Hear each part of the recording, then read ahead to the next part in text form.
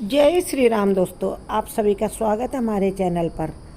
भगवान श्री राम को 14 वर्ष का वनवास हुआ था। माता कैकेयी ने उन्हें वनवास भेज दिया था।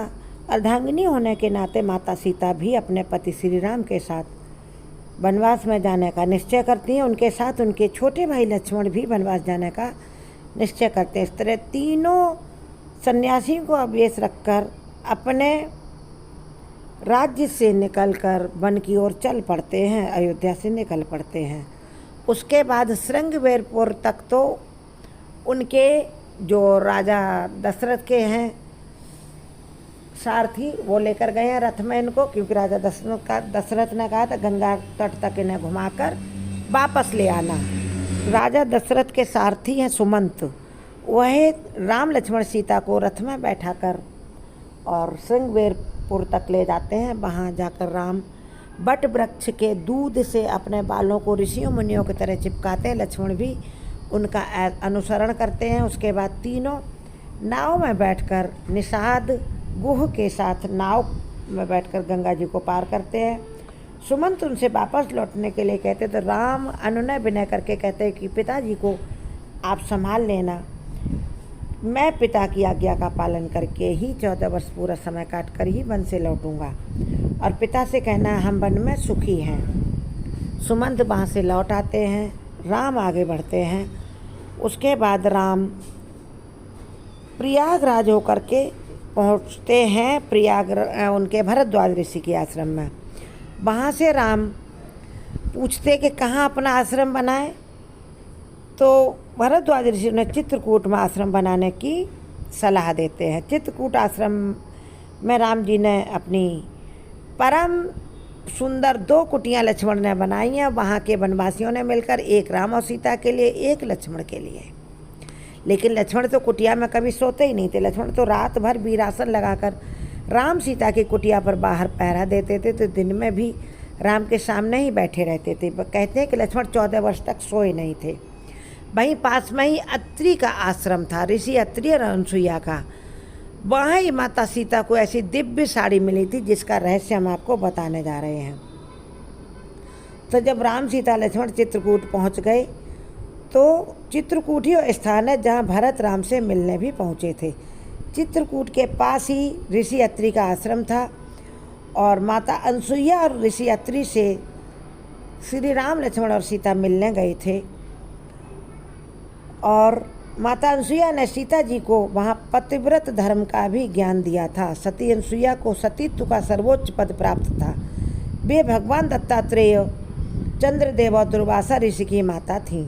उन्होंने श्री राम, माता सीता और लक्ष्मण जी का आतिथ्य सत्कार किया। साथ ही उन्होंने माता सीता को पुत्री के समान अत्यंत प्रेम से पत्नी धर्म का निर्वाहन करने का मार्ग बताया, और अंत में कहा कि माता सीता आप तो पातिव्रत धर्म का पूरा निर्वहन कर रही हैं, आप तो एक अच्छी पत्नी हैं, लेकिन ये तो मैंने जगत के लिए उपदेश करने के लिए तुम्हें इस तरह की बातें बताई। माता अनसुईया ने सीता से कहा था कि मात पिता भ्राता हितकारी, मित प्रद सब सुनु राजकुमारी, अमित दान भरता वैदेही, अधम सुनारी जो सेवन तेही। माता सीता को उन्होंने बताया कि माता पिता भ्राता हितकारी जो भी होते हैं सब अच्छे समय के साथी होते हैं। विधाता का दिया हुआ अमित दान भरता यानी पति होता है वैदेही, और वह नारी अधम होती जो अपने पति की सेवा नहीं करती है।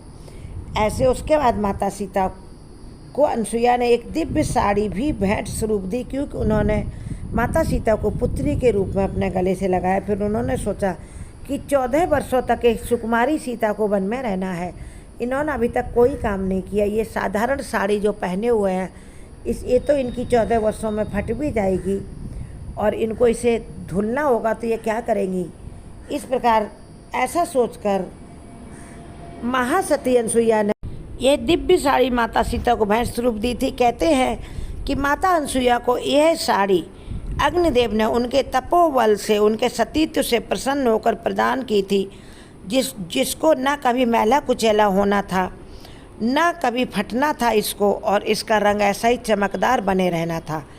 इसलिए माता सीता को सती अनसुईया ने यह साड़ी दी, जिससे वह पूरे 14 वर्ष तक बेदाग साड़ी पहने रहें, और उस साड़ी में अग्निदेव का तेज भी विद्यमान था। इसमें किसी प्रकार का कोई दाग नहीं लगता था, ना कभी इसे मैला होना था।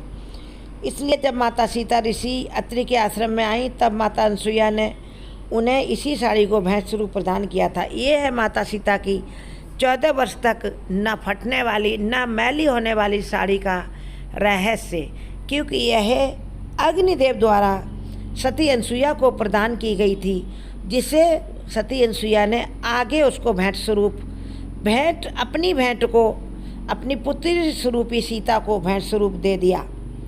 इसी कारण से सीता के वस्त्र कभी भी मैले नहीं हुए। यदि आपको यह कहानी अच्छी लगी हो तो आप कमेंट करें, जय माता सीता अवश्य लिखें, और जय सती अनसुईया भी लिखें।